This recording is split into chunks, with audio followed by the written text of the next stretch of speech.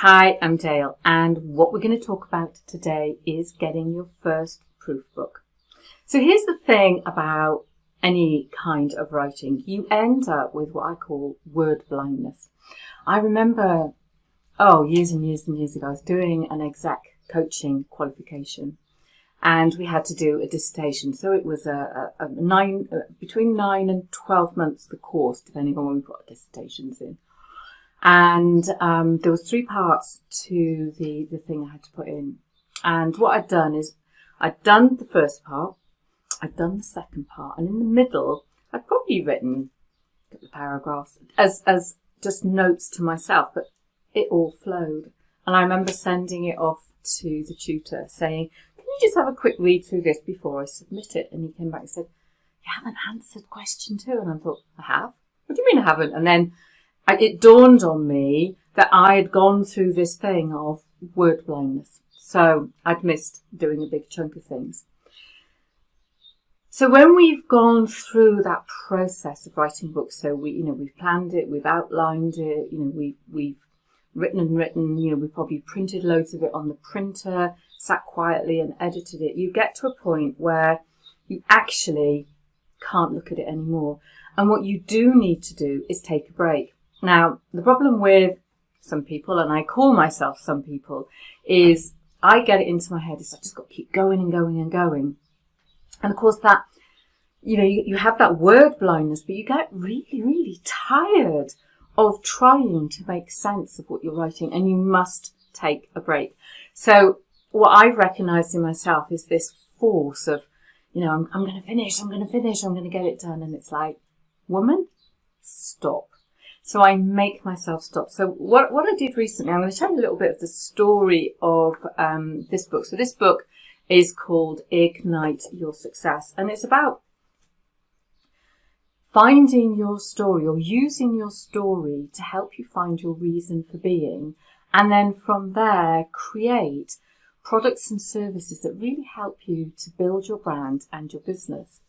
Now, what's interesting about this book is that I started it, so my spine fractured in January 2018, and I was very, very ill for a year, and I completely forgot that I'd started writing this book. And what I'd done is I'd gone and got a mock cover made. So I do that as a way to inspire me and to keep me motivated, to have a beautiful cover to look at. So I've been through this, this big period of illness and completely forgotten about the book. The fact that I'd even started writing it, the fact that I even had a cover, just completely. And I was going through my computer looking at some stuff not very long ago, and I found this cover and I thought, what's this? So I went off and I found the book and some of the ideas that I put in, so, bearing in mind what we're talking about 3 years later, some of the ideas were good, some of them still held up, some of the things I wanted to change. But I made myself finish this book. And so what's happened today is this book has turned up in the post. And I cannot tell you how excited I am to get it. But what this now means is I have, a fairly big set of work to do. So it's not just a case of getting this and going, I'm going to stroke it and lick it and take it to bed and love it. I've now got to sit and do the work. So I'm going to talk you through a process of editing your book. So when you get to that point where you get that word blindness, where you think, do you know what? I can't look at it anymore. And, things truly don't make much sense. And printing stuff out on a printer is not the same as reading it as a book. So we're reading our book, or editing our book, as if we were our ideal reader. So you get your proof book done. It's dead easy. You set up a Kindle Direct Publishing account.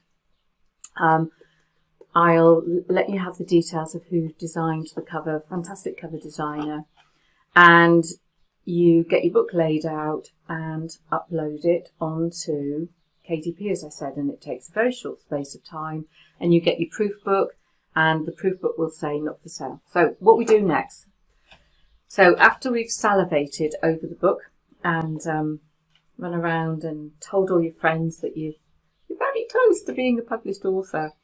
You sit and read the whole thing without doing anything. Just sit and read it. And you'll have that temptation to get the pen or the pencil out and scribble. I wouldn't. I would just sit and read it. Just read it to yourself. Whether you go into it deeply or you skim read it, you need to do that very first read through. So we do the first read through. Take a break. And I know all of this takes time. I know so many people who say, write your book in a weekend or write it in 20 seconds. And we need to take time with the things that we've poured our heart into. So do the first read through and then go and get some maybe post-it notes, maybe some coloured pens.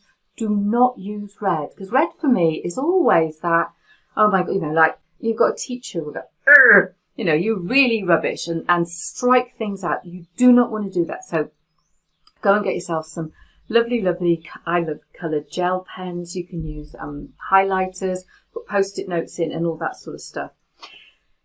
Now you can start to amend what you're reading. And now the reason I say read it through and then leave it maybe no longer than a day is you've got the story, the content, the flow in your head.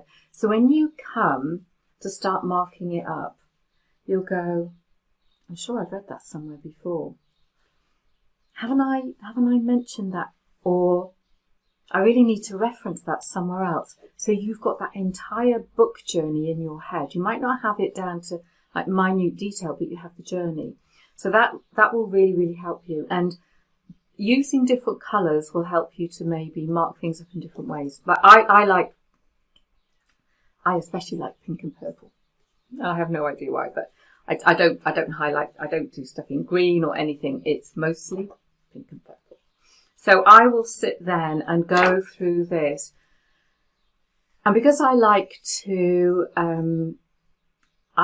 fresh, new and exciting, I'll do a little bit, maybe a third of the book. And then I come to my computer and I will sit and make the edit in my Word document. And then I'll go back and do the next and the next. So I'll probably do that in thirds. Then what I'll do is, again, I'll take some time out to reflect, is once I've done that, I will want to read it out.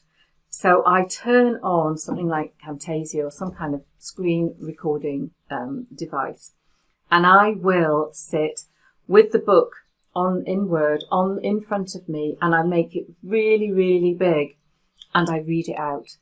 And when I read it out, I can see where I need to breathe, where things don't make any sense, and for that I'll do a chapter at a time.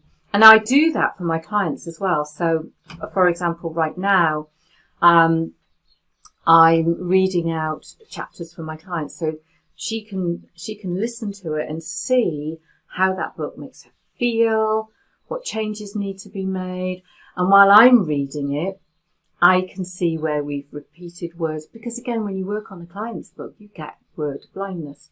So once I've read it out, made those changes, I will go and get another one of these. And I know, again, it's like adding extra steps in, but it just means you get something that makes sense. So I get another proof book, I go through that, and when that's done, I might give it to beta readers, proofreader, something like that, and then I'm into final publishing. So it's worth taking your time to get a proof book and edit it properly. So often people want to skip steps, and I think the editing stage is really, really important. Now, I also use a product called Grammarly. So recently what I've done, I've got a book called Planning Non-Fiction Book in a Weekend, and that was published in 2013, 2014. So I decided to re-edit it. So it's been through all of those processes. It's been through a proofreader. And I found so many things that I wanted to change, so many things that the proofreader had missed, that because of the quality of Grammarly, I was able to see stuff that, both myself and a professional proofreader had missed. So it's worth going back over your old books and going through this process again of that re-editing and just making sure that things do flow. If there's anything you need to change, ordering yourself a book and taking it through this process, because then, you'll, by bringing things, constantly up to date and keeping your eye on your stuff, you're getting better quality content. So this, but you may be watching this and this will be published, but right now, I've just picked this up at my post office today. I'm massively, massively excited. And my message to you is to take your time to produce something that you are so proud of. I mean, I adore the cover. I've now got to make sure the content makes me feel the same way. So over to you. If you need any help in looking at your story, helping you to find your reason for being, to turning that stuff into not just books, but other kinds of products and services. I'm a big fan of create one piece of content and then turn it into many, many bits of content. And it's that content that's going to help you to build your brand and your business. So I'm Dale, and you can find me at daledarley.com, and I wish you a lovely, lovely day.